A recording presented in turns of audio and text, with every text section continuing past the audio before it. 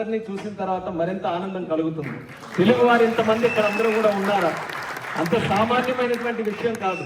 మన సొంత రాష్ట్రాన్ని వదిలేసి మనకి ఎన్నో కష్టాలను ఎదుర్కొని కుటుంబాన్ని దూరం పెట్టుకొని అక్కడికి వెళ్ళిన తర్వాత భాష తెలియకపోయినా వాతావరణం పడకపోయినా మరి ఎన్నో కష్టాలు అనుభవించి ఈరోజు మీకంటూ ఒక ప్రత్యేకమైనటువంటి స్థానం, ఒక గౌరవం, ఒక భవిష్యత్తు సంపాదించుకున్నారనంటే నిజంగా మీ అందరి ఆ యొక్క కెపాసిటీకి, కేపబిలిటీ, కమిట్మెంట్ కూడా మరొకసారి ఈ వేదిక ద్వారా మన తెలుగు కమ్యూనిటీ అందరూ కూడా ఇది సాధించుకొని ఇక్కడ ఉంటున్నటువంటి ప్రతి ఒక్కరికి నా తాలూకా అభినందనలు మిమ్మల్ని అందరినీ కూడా చూసి తెలియజేసుకుంటున్నాను.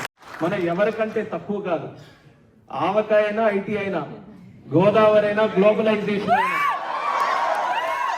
అలాగే గోంగూర అయినా, ఆంటర్ప్రినర్ అయినా తెలుగు వారు సాధించలేనిది ఏది కూడా లేదు. అదే చంద్రబాబు నాయుడు గారు కూడా ఎప్పుడు కూడా మాట్లాడుతూ ఉంటారు.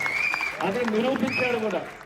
ప్రపంచంలో ఎక్కడికి వెళ్ళినా సరే తెలుగువారు, భారతీయులు ఎలాగో కనబడతారో ఆ భారతీయుల్లో ఖచ్చితంగా తెలుగువారు ఉంటారు.